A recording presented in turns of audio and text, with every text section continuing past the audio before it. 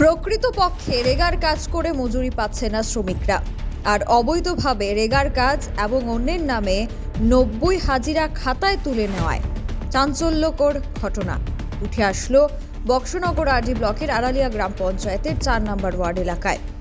আড়ালিয়া গ্রাম পঞ্চায়েতের 4 নম্বর ওয়ার্ডের বাসিন্দা মুসলিম মিয়ার নামে একটি রেগার কাজ বের হয়। আজ তার 57তম দিন চলছে। এই কাজের মধ্যে শ্রমিকরা অভিযোগ করেন, কাজের যখন ছবি তুলতে আসে এর মধ্যে কেউ যদি বিশ্রামের সময় হাজির না থাকে তাহলে মায়া বেগম সেই ব্যক্তির খাতায় হাজিরা তোলে না, অথচ মোট 90 হাজিরা এবং ওই ওয়ার্ড মেম্বার আব্দুল মোলতেবের 2 কাঠের হাজিরা প্রতিনিয়ত পেয়ে যাচ্ছে। যদিও এই রেগার কাজটি চলছে খোদ আড়ালিয়া গ্রাম পঞ্চায়েতের প্রধানের ওয়ার্ডে। আজ শ্রমিকরা একত্রিত হয়ে সেই মহিলাকে এবং জিআরএসকে ধরলে তারা কোনো প্রশ্নের উত্তর দিতে পারেনি। রেগার কাজে দুর্নীতি নিয়ে এবারে সরব হয়েছেন শ্রমিকরা। Bureau report, social Bangla. Sir, আপনি তো আড়ালিয়া গ্রাম পঞ্চায়েতের জিআরএস। আচ্ছা, কি হয়েছে এখানে ভেজাল? এখানে তো আজকে প্রায় শেষ পর্যায়ে আর 1 সপ্তাহ কাজ রয়েছে। ওই সময় ওখানে আমি আইলাম কাজটা দেখার লেগে।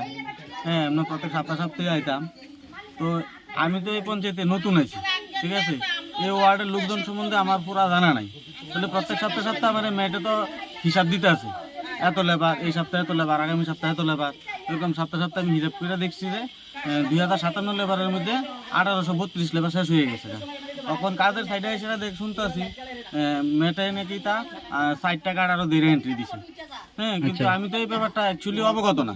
আচ্ছা, তো এখানে কাজের লোকে যারা কাজ করে তারা অভিযোগ দিয়েছে এই জন্য ম্যাট দায়ী, জিআরএস দায়ী। আমারে যদি তারা এরকম হইতেছে বিষয়টা জানাইতো, মেম্বার আছে কিংবা এখানে কাজ করেন না আছে জামাল মিয়া, তারা যদি আমরা জানাইতো যে না ম্যাট তো এমন উল্টাপাল্টা কাজ করতেছে, তাহলে আমি ম্যাটের বিরুদ্ধে আমি একটা স্টেপ নিতাম। আচ্ছা, এ কাজের যে দুর্নীতি হইতেছে এটার জন্য আপনি কারে দায়ী করবেন? এর জন্য তো আমি আপাতত দায়ী করি যে ম্যাট এখানে ফটো তুলছে। হ্যাঁ, ম্যাটের বিষয়টা এখানে করতে পারে, মানে দুর্নীতির সঙ্গে জড়িত। ঠিক আছে, আপনার নাম? সুশীল নম। সুশীল নম, ঠিক আছে। আমার বাড়িতে সবাই খুব প্রচুর বসে, প্রতিদিন কিছু না কিছু একটা নতুন রান্না হয়, আর সবাই খুব মজা করে চেটে পুটে খায়। সবাই বলে আমার হাতের জাদুতেই নাকি রান্না এত ভালো হয়, আর আমি বলি সবটাই হলো পিআর গোল্ড কচ্চিঘানি সরিষার তেলের জাদু। হ্যাঁ, সরাসরি কৃষকদের কাছ থেকে ক্রয় করা আসল সরিষার দানা থেকে তৈরি হয় পিআর গোল্ড কচ্চি ঘনি সরিষার তেল, যার খাঁটি ঝাঁজ এবং গুণমান আপনার খাবারকে করে তোলে সুগন্ধ ও সুস্বাদুকর।